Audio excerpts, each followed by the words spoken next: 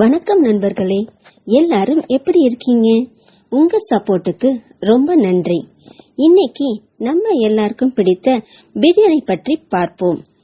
Biryani, it's not a word, it's not just a food, it's an emotion.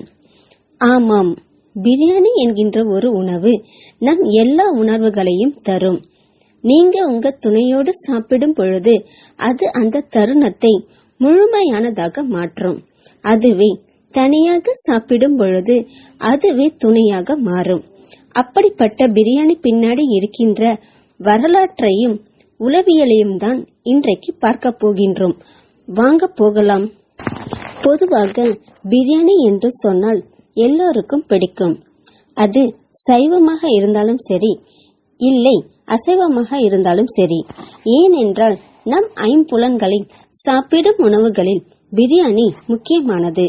அந்த பாத்திரத்தை தட்டும் சத்தம் நம் அனைவரையும் வா வா என்று கூப்பிடும். பக்கத்தில் போனால் வாசனை மூக்கை துளைக்கும். கண்ணால் பார்க்கும் போது பசி ஏறும். நாக்கில் படும் முதல் பருக்கையில் இருந்து கடைசி பருக்கை வரை சுவை அப்படியே இருக்கும். திகட்டவே திகட்டாது. சாப்பிட்டு முடிந்ததும் இதில் வருகின்ற திருப்தி அதற்கு ஈடு இணையே கிடையாது. ஆனால் இந்த பிரியாணி யாருக்கு சொந்தம் என்று பார்த்தால் இதற்கு பதில் இணையம் முழுக்க இருக்கு. உண்மையாக சொல்ல வேண்டும் என்றால் அது செய்முறைக்கு சொன்னது தவிர பிரியாணி எல்லா கலாச்சாரத்திலேயும் உண்டு. ஏன், தமிழ்நாட்டிலேயும் ஊன்சோர் என்று ஒன்று இருந்தது.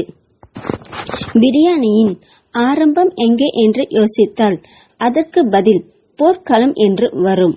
ஆமாம், போர்க்களத்தில் உருவானதுதான் பிரியாணி.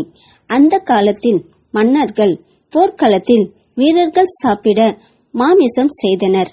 வேகமாக சமைக்கவும் சீக்கிரம் சாப்பிடக்கூடிய உணவை தேடிய பொழுது அவர்களுக்கு கிடைத்த உணவுதான் பிரியாணி. சமைக்கவும் நேரம் குறைவு, பரிமாறவும் நேரம் குறைவு, ஏன் சாப்பிடவும் கூட நேரம் குறைவுதான். அந்த சமையல்தான் காலப்போக்கில் மேம்பட்டு இப்போ பிரியாணி என்று நம்மிடம் உள்ளது. இதில் என்ன ஆச்சரியம் என்றால் இப்பவும் அதற்கு தான் பயன்படுகிறது. பிரியாணியை அதிகம் சாப்பிடுவது யார் என்றால் எல்லாம் நம் தகவல் தொழில்நுட்ப துறையில் வேலை செய்பவர்கள்தான். கொஞ்சம் யோசித்தால் இதற்கு பின்னாடி இருக்கும் உளவியல் புரியும்.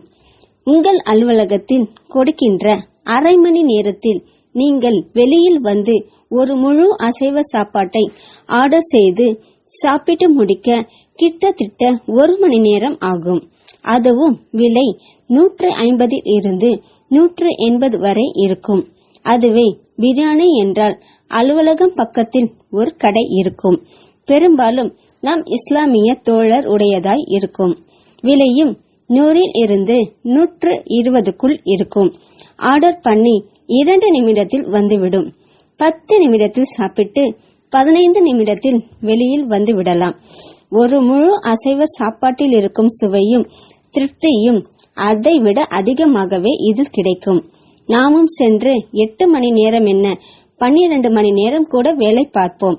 அந்த காலத்தில் முதலாளிகள் தொழிலாளிக்கு கொடுத்த வெத்தலைக்கும் இந்த காலத்தில் ஐடி கம்பெனிகள் போடுகின்ற பிரியாணிக்கும் ஒரே எண்ணம்தான்.